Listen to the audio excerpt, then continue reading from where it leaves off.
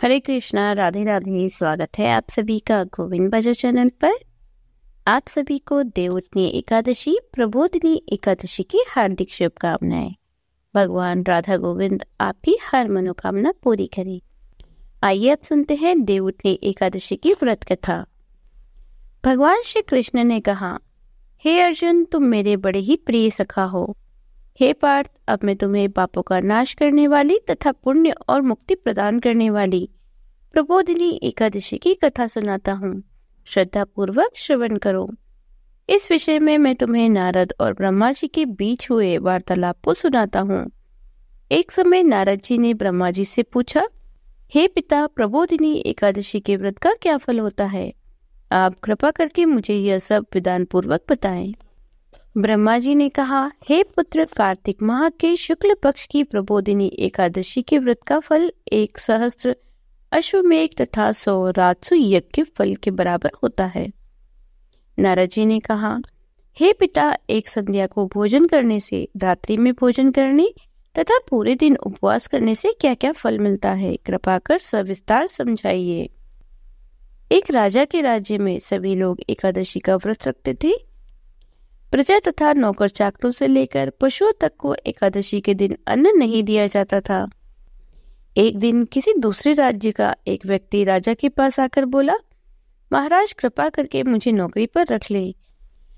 तब राजा ने उसके सामने एक शर्त रखी कि ठीक है, रख लेते हैं, किंतु रोज तो तुम्हें खाने को सब कुछ मिलेगा, पर एकादशी को अन्न नहीं मिलेगा।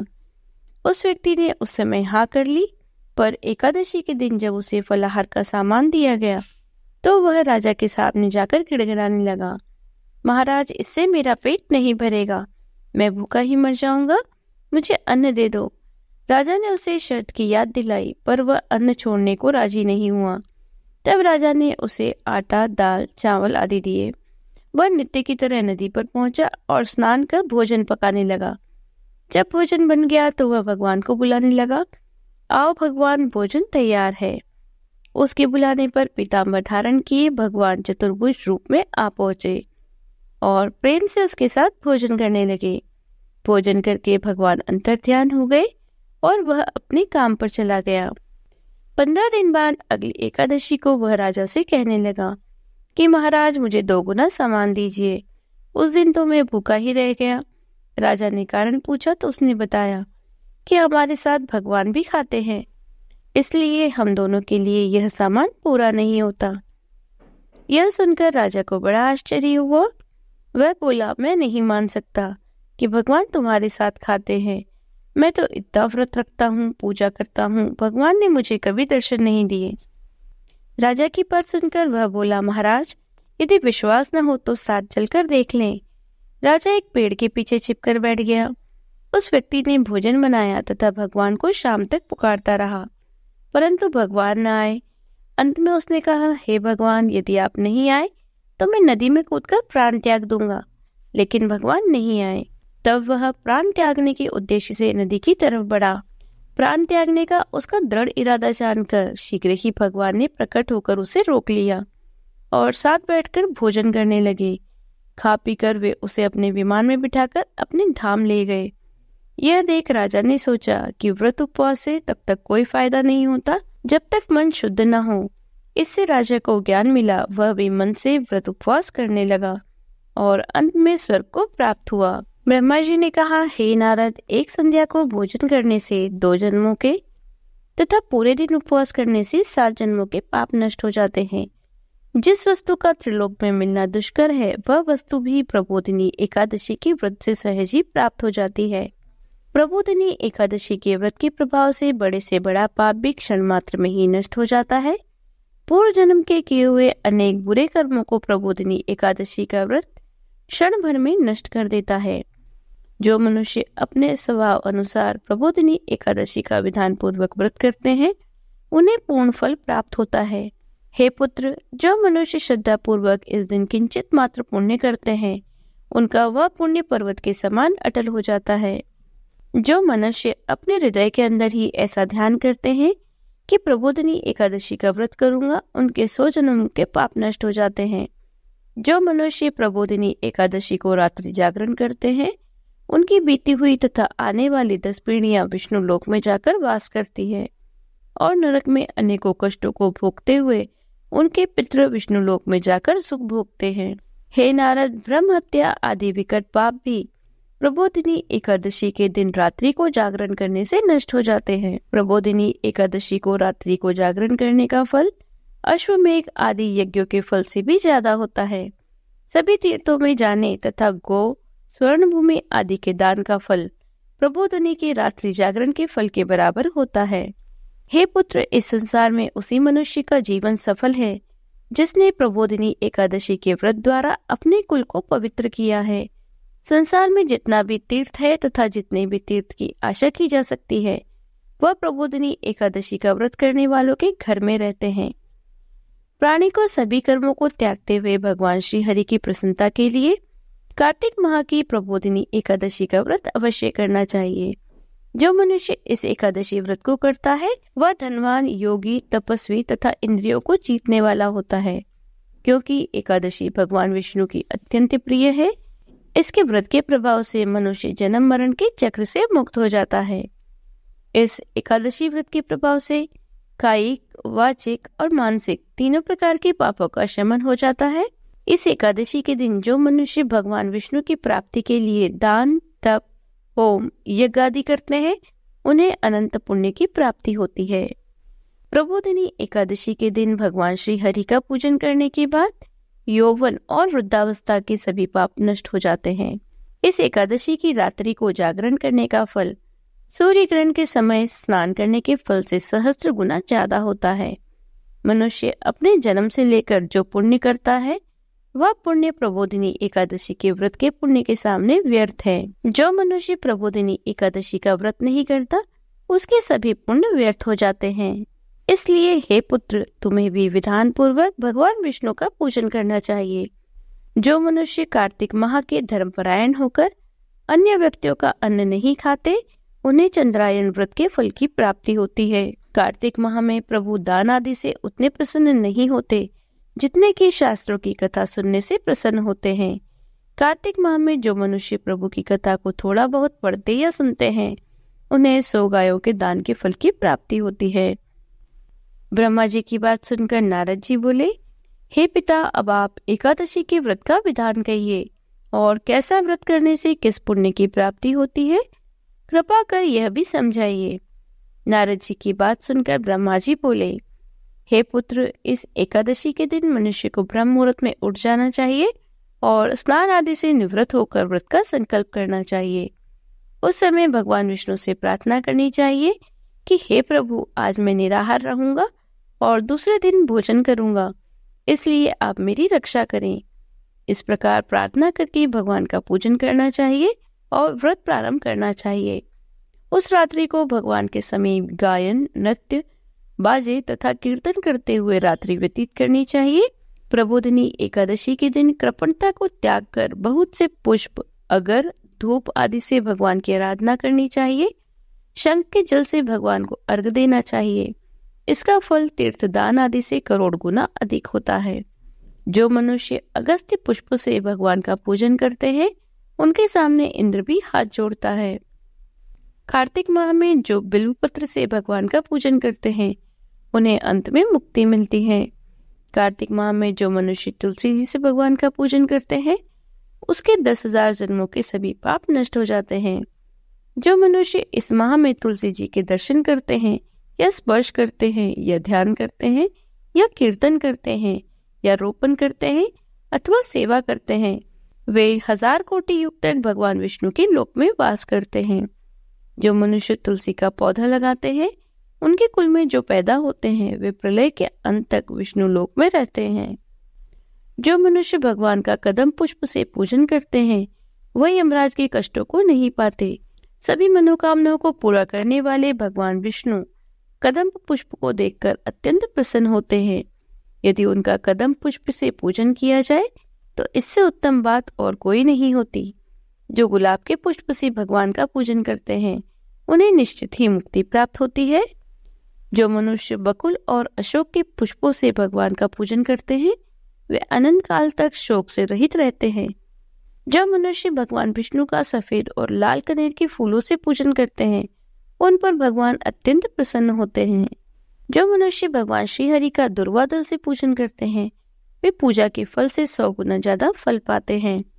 जो भगवान का शमी पत्र से पूजन करते हैं वे भयानक यमराज के मार्ग को सुगमता से पार कर जाते हैं। जो मनुष्य चंपक पुष्प से भगवान विष्णु का पूजन करते हैं वे जीवन मृत्यु के चक्र से मुक्त हो जाते हैं। जो मनुष्य स्वर्ण का बनाया हुआ केतकी पुष्प भगवान को अर्पित करते हैं उनके करोड़ों जन्म के पाप नष्ट हो जाते हैं। जो मनुष्य पीले और रक्तवर्ण कमल के सुगंधित पुष्पों से भगवान का पूजन करते हैं उन्हें श्वेत दीप में स्थान मिलता है। इस प्रकार रात्रि में भगवान का पूजन करके प्रातःकाल शुद्ध जल की नदी में स्नान करना चाहिए।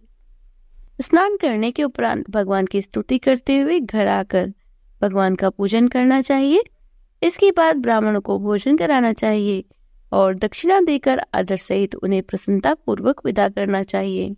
इसके बाद गुरु की पूजा करनी चाहिए और ब्राह्मणों को दक्षिणा देकर नियम को छोड़ना चाहिए। जो मनुष्य रात्रि स्नान करते हैं उन्हें दही और शहद दान करना चाहिए। जो मनुष्य फल की आशा करते हैं उन्हें फल दान करना चाहिए। तेल की जगह घी और घी की जगह दूध, अन्नों में चावल दान करना चाहिए। जो मनुष्य इस व्रत में भूमि पर शयन करते हैं उन्हें सब वस्तुओं सहित शय्या दान करना चाहिए। जो मौन धारण करते हैं उन्हें स्वर्ण सहित तिल का दान करना चाहिए। जो मनुष्य कार्तिक माह में खड़ाऊ धारण नहीं करते उन्हें खड़ाऊ दान करना चाहिए। जो इस माह में नमक त्यागते हैं उन्हें शक्कर दान करनी चाहिए। जो मनुष्य नित्य प्रति देव मंदिरों में दीपक जलाते हैं उन्हें स्वर्ण या तांबे के दीपक को घी तथा बत्ती सहित दान करना चाहिए। जो मनुष्य चतुर्मास में व्रत में किसी वस्तु को त्याग देते हैं उन्हें उस दिन से उस वस्तु को पुनः ग्रहण करना चाहिए। जो मनुष्य प्रबोधिनी एकादशी के दिन विधान पूर्वक व्रत करते हैं उन्हें अनंत सुख की प्राप्ति होती है और अंत में स्वर्ग को जाते हैं। जो मनुष्य चतुर्मास व्रत को बिना किसी बाधा के पूर्ण कर लेते हैं उन्हें दोबारा जन्म नहीं लेना पड़ता। जिस प्रकार मनुष्य का व्रत खंडित हो जाता है उन्हें दोबारा प्रारंभ कर लेना चाहिए। जो मनुष्य इस एकादशी के महात्म्य को सुनते व पढ़ते हैं उन्हें अश्वमेघ यज्ञ के फल की प्राप्ति होती है। ओम जय एकादशी माता मैया, जय एकादशी माता। विष्णु पूजा व्रत को धारण कर शक्ति मुक्ति पाता। ओम जय एकादशी माता। तेरे नाम गिनाऊं देख भक्ति प्रदान करनी। ओम मैया भक्ति प्रदान करनी। गण गौरव की देनी माता, शास्त्रों में वरनी। ओम जय एकादशी माता। मार्गशीर्ष के कृष्ण पक्ष की उत्पन्ना विश्वतारिणी जननी। ओम मैया विश्वतारिणी जननी। शुक्ल पक्ष में हुई मोक्षदा, शुक्ल पक्ष में हुई मोक्षदा, मुक्तिदाता बनी आई। ओम जय एकादशी माता। पोष के कृष्ण पक्ष की सफला नामक है। ओम मैया सफला नामक है। शुक्ल पक्ष में हुए पुत्रदा, शुक्ल पक्ष में हुए पुत्रदा, आनंद अधिक रहे। ओम जय एकादशी माता। नाम षट्तिला माघ मास में कृष्ण पक्ष आवे। ओम मैया कृष्ण पक्ष आवे।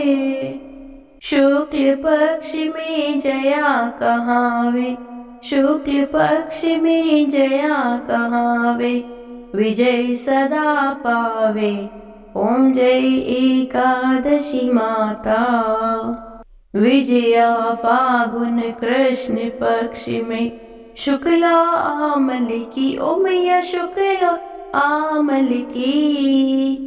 पाप मोचनी कृष्ण पक्ष में, पाप मोचनी कृष्ण पक्ष में, चैत्र महाबली की। ओम जय एकादशी माता। चैत्र शुक्ल में नाम कामदा, धन देने वाली ओ मैया धन देने वाली। नाम बरूथनी कृष्ण पक्ष में, नाम बरूथनी कृष्ण पक्ष में, वैशाख महवाली। ओम जय एकादशी माता। शुक्ल पक्ष में हुए मोहिनी, अपराजेष्ठ कृष्ण पक्षी ओ मैया अपराजेष्ठ कृष्ण पक्षी। नाम निर्जला सब सुख करनी, नाम निर्जला सब सुख करनी, शुक्ल पक्ष रखी।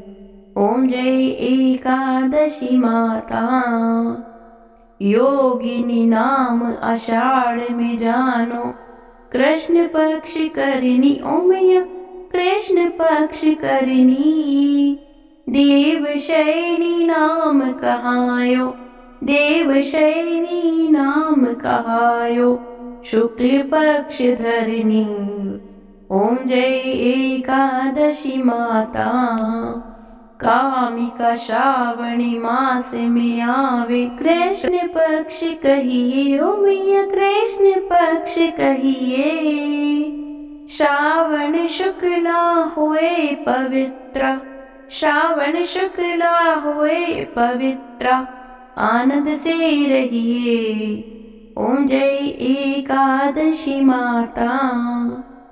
अजाभाद कृष्ण पक्ष की परिवर्तन शुक्ला ओ मैया परिवर्तन शुक्ला। इंदिरा अश्विनी कृष्ण पक्ष में, इंदिरा अश्विनी कृष्ण पक्ष में, व्रत से भव सागर निकला। ओम जय एकादशी माता। पापा कुंशा है शुक्ल पक्ष में, आप हर निहारी ओ मैया आप हर निहारी। रमा मास कार्तिक में आवे, रमा मास कार्तिक में आवे, सुखदायक भारी। ओम जय एकादशी माता। देवोत्थानी शुक्ल पक्ष की, दुखनाशक मैया ओ मैया दुखनाशक मैया। पावन मास में करो विनती, पावन मास में करो विनती, पार करो नैया। ओम जय एकादशी माता। परमा कृष्ण पक्ष में होती, जन मंगल करनी ओ मैया जन मंगल करनी। शुक्ल मास में हुए पद्मिनी, शुक्ल मास में हुए पद्मिनी, दुख दरिद्र हरनी। ओम जय एकादशी माता। जो कोई आरती एकादशी की, भक्ति सहित गावे ओ मैया भक्ति सहित गावे। जन गुरु दीता स्वर्ग का वासा, जन गुरु दीता स्वर्ग का वासा, निश्चय वह पावे। ओम जय एकादशी माता। बोलो एकादशी मैया की जय, शिवा के बिहारी लाल की जय। यदि आपको वीडियो अच्छी लगी हो तो लाइक कीजिए, ज़्यादा से ज़्यादा इसे शेयर कीजिए। यदि आप चैनल पर नए हैं तो चैनल को सब्सक्राइब कर लीजिए, बेल आइकन को प्रेस कर दीजिए, जिससे आने वाली नए वीडियोस की नोटिफिकेशन आपको तुरंत मिल जाए। आप इस चैनल के अन्य वीडियोस को भी ज़रूर देखें। मिलती हूँ आपसे अगले वीडियो में, तब तक बने रहिए गोविंद भजो चैनल पर। हरे कृष्ण, राधे राधे।